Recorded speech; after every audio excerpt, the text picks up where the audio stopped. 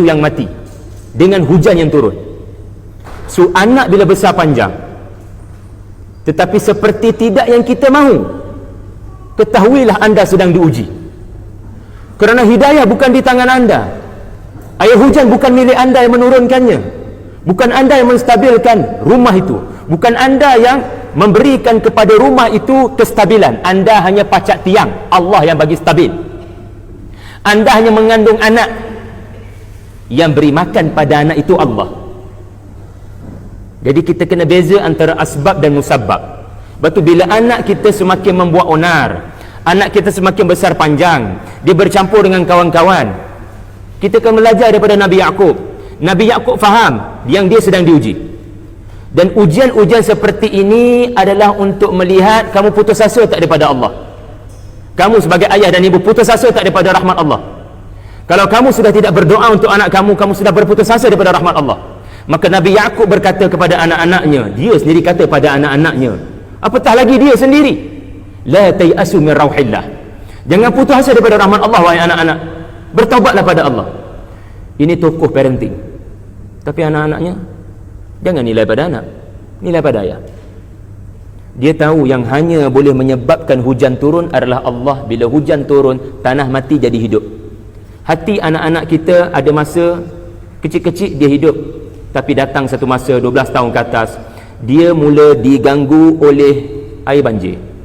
Bukan lagi air hujan, air banjir kotor sikit, air banjir kotor sikit, so dia akan bercampur.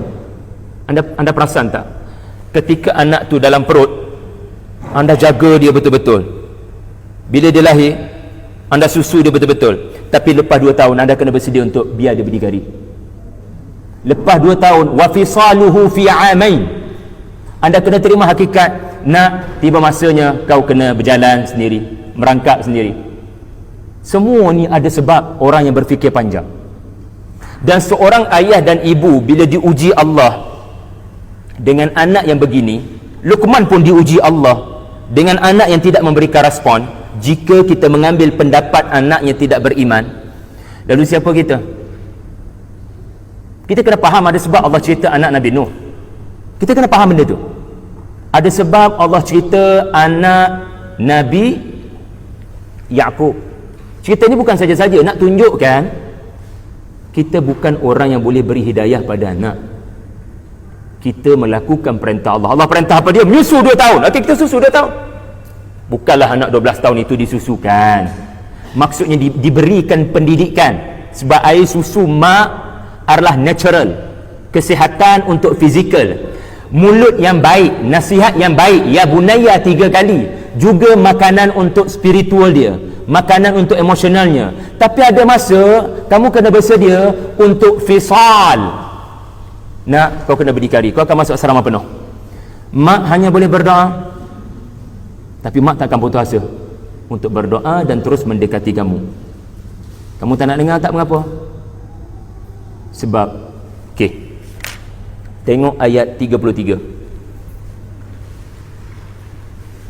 Ya ayyuhan nasu ittaqu rabbakum wakhshaw yawman la yajzi walidun an waladihi wala mauludun huwa jazin an walidihi shay'a inna wa'dallahi haqq فلا تغرنكم الحياة الدنيا ولا يغرنكم بالله الغرور. Ibu dan ayah semua beri perhatian ayat 33, kerana kita mungkin golongan yang terpedaya. Kita tak tahu kenapa Allah beri kita anak. Kita sangka anak tu milik kita, dan kita sangka kita berhak untuk terus memiliki anak kita, dan apa yang kita miliki kita boleh dapat apa yang kita mahu. No. Kadang-kadang ada benda yang tidak ada return back kepada anda. Ayat ini bermakna, wahai manusia, bertakwalah kepada Tuhan kamu, dan kamu kena bersedia dengan hari di mana seorang ayah tidak dapat membantu anak yang berdosa, dan seorang anak tidak mampu membantu ayah yang berdosa, walau sedikit pun tak boleh bantu. masing-masing. Janji Allah pasti berlaku, tapi kamu yang terpedaya. Jadi kita kena ingat, yang hanya boleh memperdaya kita adalah syaitan. Maka anak yang Allah kurniakan kepada kita, ia hanyalah ujian daripada Allah. Ujian daripada Allah apa maksudnya? Kamu didik dengan baik ke tidak? Kamu didik dengan baik ke tidak? Dan Allah tengok natijah ke? Saya nak tanya, Allah tengok natijah ke? Oh, kamu ni, anak kamu ni kafir ni, Luqman ni, aku tak diterima lah kamu. Dah. Sebab cerita anak Luqman terbukti tidak pun menjadi perhatian Allah. Yang menjadi perhatian Allah sampai satu muka surat adalah Luqman is doing the best. So kita ni nak ikut kayu ukur Allah, kena ikut kayu ukur manusia dalam parenting. Jadi ada perkara kita belajar daripada manusia, tapi dalam perkara asas, sebab tajuk kita memahami asas. Dalam perkara asas kita perlu faham, anak adalah ujian daripada Allah. Kamu perlu kandung dia, kamu perlu susu dia, dan ada masa kamu kena terima hakikat, kamu kena berpisah daripadanya, dan pada waktu itu ujian Allah akan berlaku. Tapi jangan putus asa daripada rahmat Allah. Boleh? Mudah-mudahan ini tak menjawab banyak soalan, tetapi saya harap boleh jadi prinsip dengan cakap. Sebab anda sedang diuji, saya sedang diuji, kita semua akan diuji Allah. Dan apa prinsip orang yang diuji? Wasbir ala ma asabak. Tolong beri perhatian sekejap pada perkataan asabak. Saya lompat terus Tolong beri perhatian kepada ayat 17. Bulatkan perkataan asabak. Wasbir ala ma asabak. Inna dhalika min azmil umur. Saya tak nak buang masa, saya nak terus bawa anda kepada ayat ini sebab dia ada kaitan dengan persoalan ayah dan ibu yang sedang diuji. Apa yang perlu dilakukan adalah sabar. Okey, sabar ni apa tuan-tuan? Sabar ni apa? Sabar ni bukan, sabar ni dia bukan buat macam mana dah anak saya teruk sangat. Kita boleh kata pasrah, walaupun Kamus Dewan kata pasrah rupanya dekat dengan redha. Sama juga Itu definisi saya dulu. Kamus Dewan bertentangan dengan saya. Okey, betul tak? Kita boleh kata pasrah ni buat macam mana dah teruk sangat perangai, biar kat dia.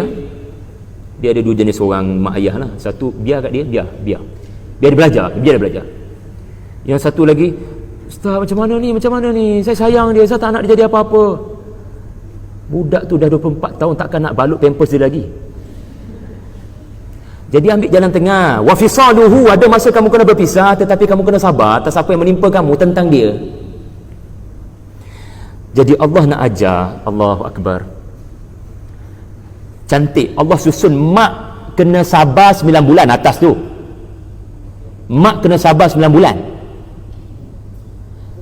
Mak, dia terasa hati ke bila anak menendang-nendang dalam perut? Makin 6 bulan, 7 bulan, aduh makin susah untuk tidur, gatal-gatal seluruh